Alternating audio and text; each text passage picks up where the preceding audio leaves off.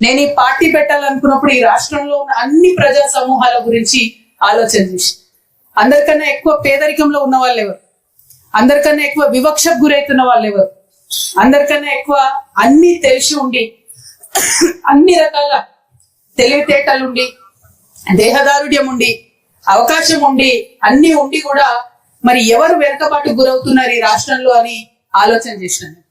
ఎవరు గురవుతున్నారంటే ఆదివాసీలు, గిరిజనులు, ఎస్సీలు, ఎస్టీలలో ఉన్నటువంటి అనేక మంది, ముస్లింలు, ఇట్లా చాలా వెనుకబాటు గురైతా ఉన్నారు.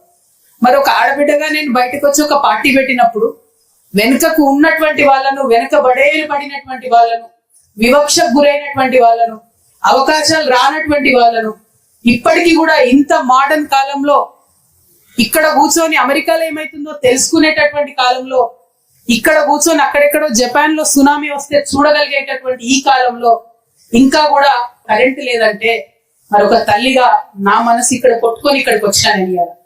ఉట్టిగా రాలే, రాజకీయ కార్యక్రమాల కోసం రాలే. చాలా కార్యక్రమాలు చేసుకోవచ్చు, జేజేలు కొట్టించుకోవచ్చు, జెండాలు కట్టుకోవచ్చు. కానీ కట్టుకున్న జెండాకు అర్థం ఎప్పుడు ఉంటదంటే నిజంగా మార్పు తేగలిగితే అర్థం ఉంటుంది. నిజంగా రేపటి నాడు ఇక్కడ కూర్చున్నటువంటి అక్క చెల్లెల చేతిలో మీ ఆడబిడ్డగా నేను రాజ్యానికి వచ్చినప్పుడు నాకు ఒక 15,000, నాకు ఒక 20,000, నాకు ఒక 25,000 నా ఇంటికి వస్తున్నాయంటే అప్పుడు మార్పు వచ్చింది.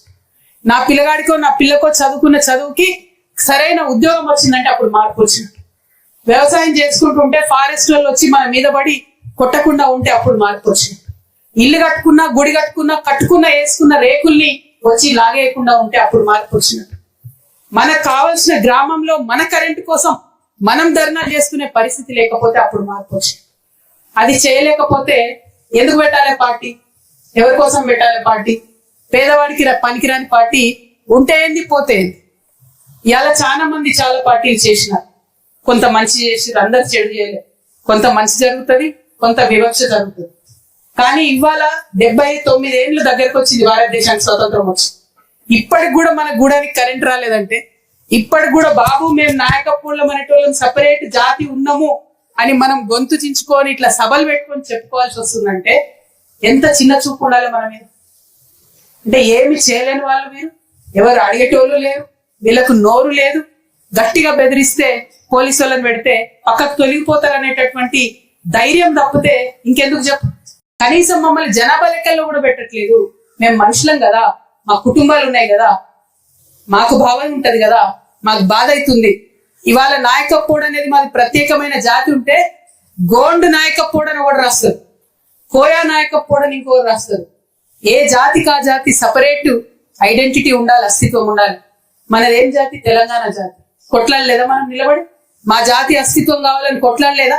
బయటోడు వచ్చినప్పుడు మనందరం తెలంగాణ వాళ్ళం, కానీ ఇంట్లో మాట్లాడుకున్నప్పుడు మనం నాయకపోడు, మనం కోయా, మనం గోండు, మనం చెంచు, మనం వాటికి సంబంధించి ఎవరికి వాళ్ళకు అభివృద్ధి కార్యక్రమాలు రావాలి, ఎవరికి వాళ్లకు మన డబ్బులు, మన వాటా ప్రభుత్వం నుంచి రావాల్సిందే. ఎందుకు రాకూడదు? ఉద్యోగాలు ఎందుకు రాకూడదు? మన వాటా డబ్బులు ఎందుకు రాకూడదు? రాజకీయంగా మన వాటా ఎందుకు రాకూడదు? ఖచ్చితంగా రావాల్సిందే. అట్లా రావాలని, అట్లా ఒక్కొక్క జాతిని, ఒక్కొక్క కులాన్ని, ఒక్కొక్క వర్గాన్ని పట్టుకొని పనిచేయాలనే పంతంతోనే ఇవాళ ఒక ఆడబిడ్డగా పార్టీ పెట్టి నేను తిరుగుతా ఉన్నాను. అన్ని చోట్లకు వెళ్తా ఉన్నాను. ఎక్కడెక్కడైతే విస్మరణకు గురైనరో, ఎవరి దగ్గరికైతే అభివృద్ధి రాలేదో ఆ ప్రాంతాలన్నిటికి వెళ్తా ఉన్నాను.